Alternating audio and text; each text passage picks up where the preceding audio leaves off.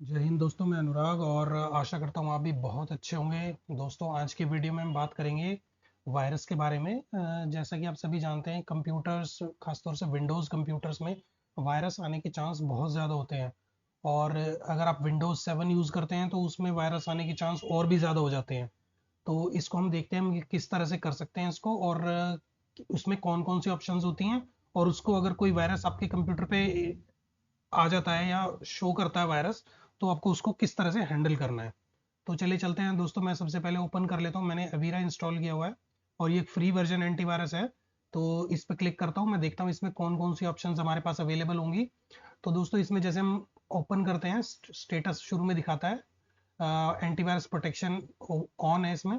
तो हम चलते हैं इसमें, सिक्योरिटी पे क्लिक करते हैं। सिक्योरिटी में दोस्तों हमारे पास, जैसे आप देख सकते हैं, इसमें वायरस स्कैन ऑप्शन है। वायरस स्कैन में क्या होगा कि आपके पास फुल वायरस स्कैन करने की ऑप्शन होगी, क्विक स्कैन करने की ऑप्शन होगी, और मैनेज स्कैन करने की ऑप्शन होगी। फुल स्कैन में क्या होता है कि फुल स्कैन में आपका कंप्यूटर पूरा स्कैन किया जाता है।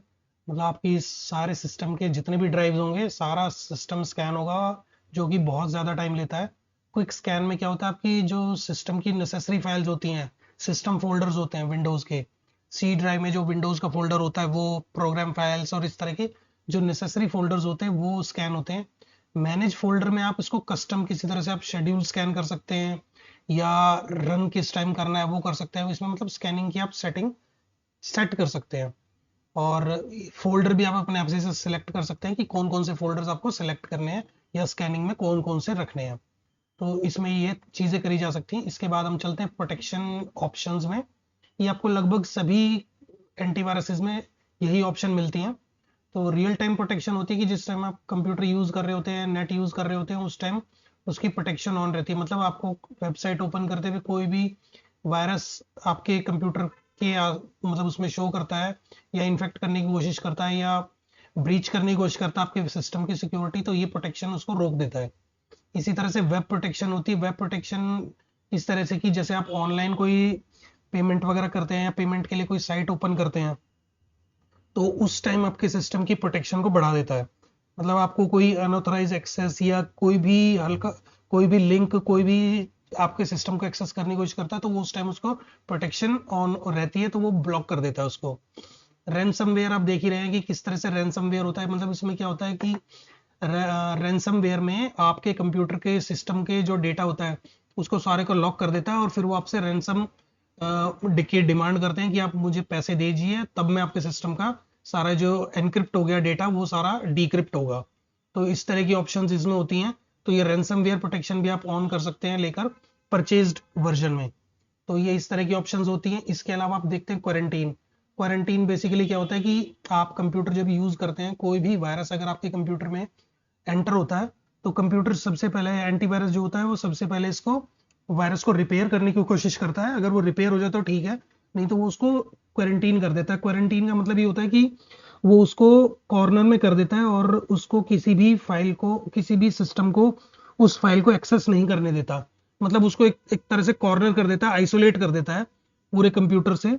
तो इस लिस्ट का जरूर ध्यान रखना चाहिए, क्योंकि ये लिस्ट जितनी ज्यादा बड़ी होगी, आपका कंप्यूटर की जो एंटीवायरस है वो उतना ही ज्यादा स्लो रन करेगा। और स्लो रन करेगा एंटीवायरस, क्योंकि वो ऑनलाइन रनिंग में रहता है हर समय, तो आपका कंप्यूटर भी बहुत ज्यादा स्लो हो जाता है। तो ये लिस्ट जितनी ज्यादा बड़ी होगी, तो उसी से सिस्टम की परफॉर्मेंस भी बहुत ज्यादा स्लो हो जाती है। तो आपको कोशिश करनी है कि ये क्वारंटीन वाला जो आइटम है ये एम्प्टी रहे। तो इस तरह से आप इसमें कर सकते हैं। इसके अलावा सॉफ्टवेयर अपडेटर।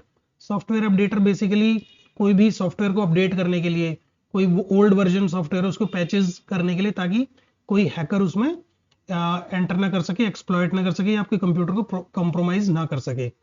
तो इस तरह की ऑप्शन होती है कि मतलब जितने ज़्यादा सॉफ्टवेयर आपके कंप्यूटर पे हैं वो सारे पैच्ड अप रहेंगे या अपडेटेड रहेंगे, तो वायरस आने के चांस कम रहते हैं।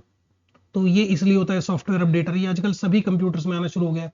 फायरवॉल होती है कि आपके कंप्यूटर में मतलब एक तरह से वॉल बन जाती है, और प्रॉपर जो कुछ ओपन पोर्ट्स होते हैं जो कंप्यूटर के, वही एक्टिव रहते हैं, बाकी सभी को ये ब्लॉक करके रखती है। अनऑथराइज एक्सेस किसी को नहीं करती, और ब्लॉक कर देती है।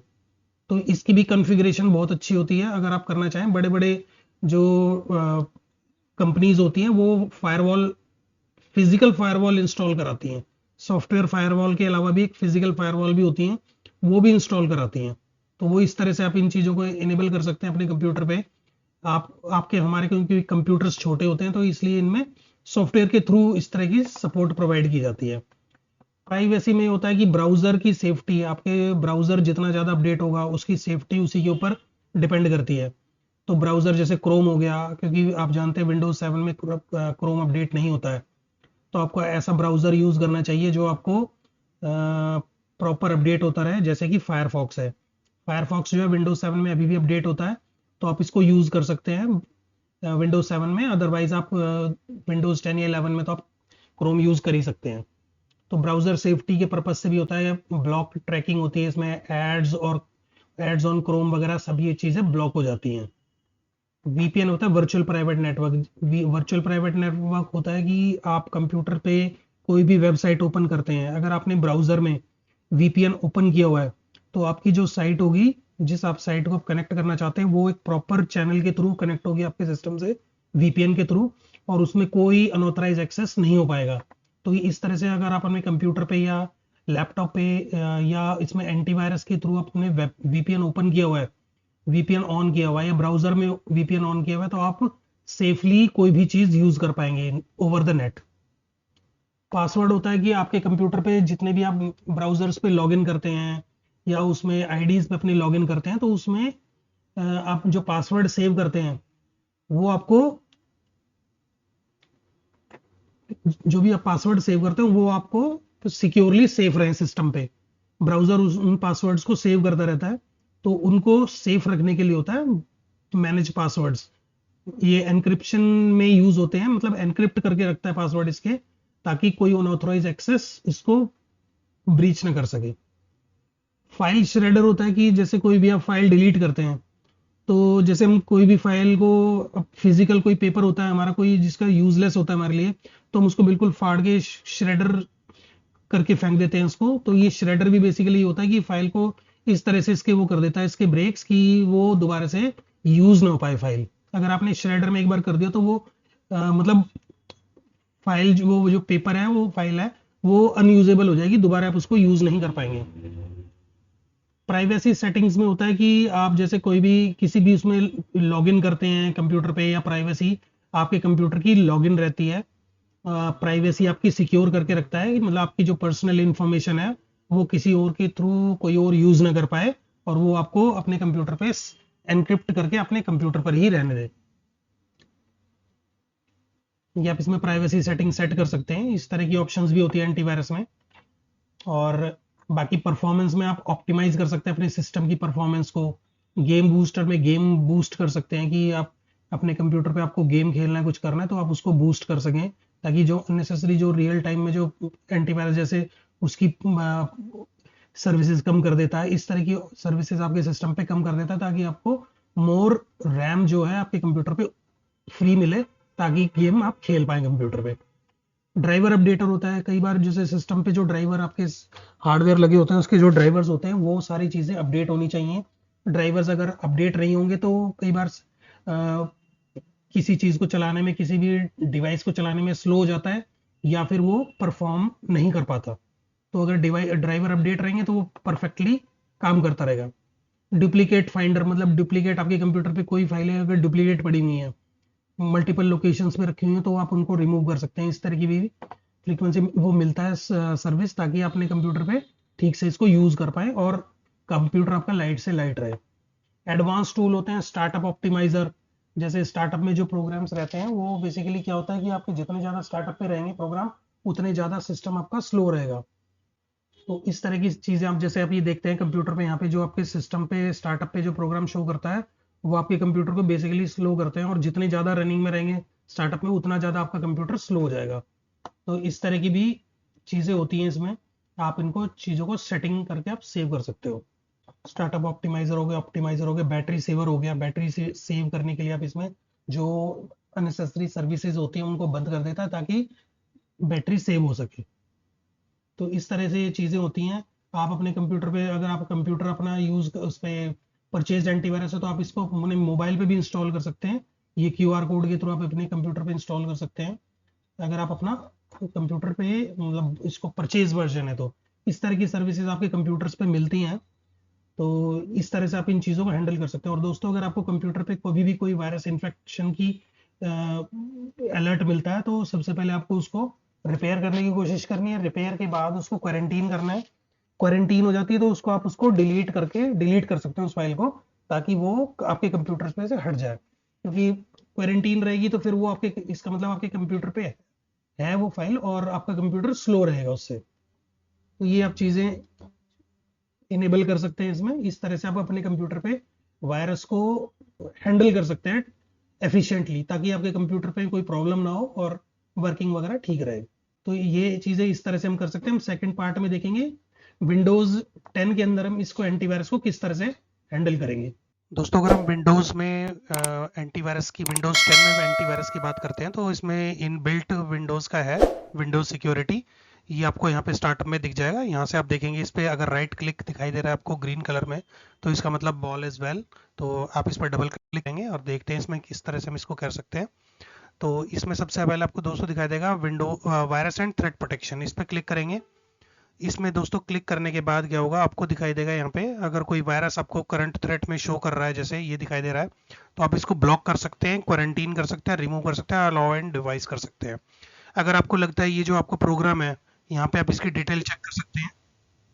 यहाँ पे दिख जाएगा कि ये प्रोग्राम एक्चुअल में है क्या। अगर आपको लगता है ये आप इस प्रोग्राम को जानते हैं या आप यूज़ करना चाहते हैं, या ये फाइल आपको लगता है वायरस नहीं नहीं है, तो आप इसको अलाउ एंड डिवाइस कर सकते हैं और स्टार्ट एक्शन कर सकते हैं। अगर आपको लगता है कि वायरस है, तो आप इसको ब्लॉक थ्रेड करके कर सकते हैं। और अगर आपको लगता है कि आप ये ब्लॉक नहीं हो पा रहा है किसी भी रीज़न से, तो क्वारंटीन कर सकते हैं इसको। क्वारंटीन करने से ये एक तरह से कॉर्नर में आ जाती है, मतलब ये फाइल आइसोलेट हो जाती है, आइसोलेशन में रख देता है एंटीवायरस इसको, और किसी भी फाइल को ये एक्सेस नहीं कर पाएगी। तो इसका बस आपको ये ध्यान रखना है कि ये लिस्ट जो होती है आपके कंप्यूटर में ज़्यादा बड़ी ना हो, क्योंकि ये क्वारंटीन वाली लिस्ट जितनी ज़्यादा बड़ी होगी आपका सिस्टम एंटीवायरस उतनी ज़्यादा मेमोरी लेगा रनिंग टाइम में, और उतना ही ज़्यादा आपका सिस्टम स्लो हो जाएगा। तो इसका ज़रूर ध्यान रखें। इसको क्वारंटीन को आप क्वारंटीन में करके और फाइल बाद में उसको डिलीट कर दें। आप डायरेक्ट रिमूव भी कर सकते हैं और अलाउ एंड डिवाइस भी कर सकते हैं अगर आपको लगता है वायरस नहीं है। बस फ़र्क ये होता है दोस्तों, कई बार क्या होता है कि जैसे आपको लगता है कि ये वाली फाइल इसकी सिस्टम की, ये सॉफ्टवेयर की ना हो, कि अगर ये कोई सिस्टम की कोई फाइल होती EXE फाइल, तो फिर आपको उसको डिलीट करेंगे तो आपकी विंडोज़ करप्ट हो सकती है। तो उसके लिए क्या करें कि पहले उसको आप इसको क्वारंटीन में रखें या रिपेयर करने की कोशिश करें। इसे ब्लॉक थ्रेट कर सकते हैं। अगर ब्लॉक करने से कोई प्रॉब्लम नहीं होती है, तो आप उसको डिलीट कर सकते हैं, क्योंकि अगर आप डायरेक्ट रिमूव कर देंगे, अगर ये फाइल सिस्टम की इंपॉर्टेंट कोई फाइल हुई, तो विंडोज़ भी आपकी डाउन हो सकती है। तो ये भी उसमें प्रॉब्लम आ सकती है आगे चल के। तो फर्स्ट इसको ब्लॉक थ्रेट करें, क्वारंटीन करें, उसके बाद ही रिमूव करें। और अगर आपको लगता है वायरस नहीं है, तो आप इसको अलाउ एंड डिवाइस भी कर सकते हैं। इस तरह से आप इसको हैंडल कर सकते हैं। और अलाउड थ्रेट में भी आप चेक कर सकते हैं, आपको दिखाई दे जाएगा यहाँ पे कोई वायरस आपने अलाउ किया हुआ है, मतलब वायरस क्या मतलब प्रोग्राम आपको लगता है कोई वायरस नहीं है, तो वो इस लिस्ट में आ जाएगा आपने अगर अलाउ कर दिया है। प्रोटेक्शन हिस्ट्री में आपको दिखाई देगा कि कौन कौन से आपने इसमें अलाउ किए हुए हैं, तो वो इस तरह से आपको यहाँ दिखाई दे जाएंगे। जैसे ये IDM का पैचर है, और इस तरह से कोई अगर ये सी क्लीनर का सेटअप है, तो इस तरह से आपको दिखाई दे जाएंगे। तो इस तरह से आपको प्रोटेक्शन हिस्ट्री में इसको आप नज़र कर सकते हैं। अकाउंट प्रोटेक्शन में आपको माइक्रोसॉफ्ट का अकाउंट है वो प्रोटेक्टेड रहता है, डायनेमिक लॉक, इस तरह की चीज़ें आप उसमें इम्प्लीमेंट कर सकते हैं। इसके अलावा फायरवॉल, जैसे बड़ी बड़ी कंपनीज में या एंटरप्राइज में वो फिजिकल फायरवॉल होती है, लेकिन अपने सिस्टम में सॉफ्टवेयर फायरवॉल दी गई है, जिसको कि जो इसके पोर्ट्स वगैरह होते हैं सिस्टम के, उनको ब्लॉक करके रखता है, और जो केवल नेसेसरी पोर्ट्स हैं उनको अलाउ रखता है, और उन पर मतलब उसको उसमें सर्विलांस में रखता है अपने, कि कौन कौन से किस किस पोर्ट से डेटा ट्रैवल हो रहा है। तो उसमें ये होता है। और ऐप प्रोटेक्शन में, ऐप एंड ब्राउज़र कंट्रोल में आप इसमें ये देख सकते हैं कि ब्राउजिंग जो आपकी आइसोलेटेड रहे, रेपुटेशन बेस्ड प्रोटेक्शन रहे, कि भाई आपको किस तरह की प्रोटेक्शन चाहिए, उसकी रेपुटेशन क्या है। एक्सप्लॉइट प्रोटेक्शन होती है, एक्सप्लॉइट मतलब कोड बेस्ड वायरस, तो इस तरह की भी आप इसमें प्रोटेक्शन कर सकते हैं। तो ये काफ़ी सारी चीज़ें आ गई हैं अभी इसमें, धीरे धीरे इम्प्रूवमेंट आ रही है इसमें विंडोज़ 10 के एंटीवायरस में। कोर आइसोलेशन होता है कि कोई अनअलोकेटेड या virtual based security protects core जो होता है सिस्टम का उसमें कोई थ्रेट जो है उसका कोड इम्प्लीमेंट ना हो सके, इस तरह की चीज़ें भी होती हैं। डिवाइस की परफॉर्मेंस अप करने के लिए आप उसमें चीज़ें इम्प्लीमेंट कर सकते हैं। इस तरह की दोस्तों इसमें चीज़ें होती हैं। इस तरह से आप इसको एंटीवायरस को अपने कंप्यूटर पे हैंडल कर सकते हैं। फर्स्ट इसको आप करें, ब्लॉक करें। ब्लॉक करने के बाद उसको क्वारंटीन, ब्लॉक करेंगे तो क्वारंटीन हो जाएगा ये। क्वारंटीन के बाद आप इसको, अगर आपको लगता है कि ये कोई इंपॉर्टेंट फाइल नहीं है तो आप उसको रिमूव भी कर सकते हैं। और अगर आपको लगता है कोई आपका ही कोई प्रोग्राम है जो वायरस नहीं हो सकता तो आप उसको अलाउ एंड डिवाइस भी कर सकते हैं। इस तरह से आप अपने कंप्यूटर पे वायरस को हैंडल कर सकते हैं। तो इस तरह से कर सकते हैं दोस्तों आप। और चलिए मिलते हैं अगली वीडियो में। चैनल सब्सक्राइब करें वीडियो अच्छी लगे तो, और शेयर कमेंट एंड लाइक ज़रूर करें। तो मिलते हैं अगली वीडियो में, बाय।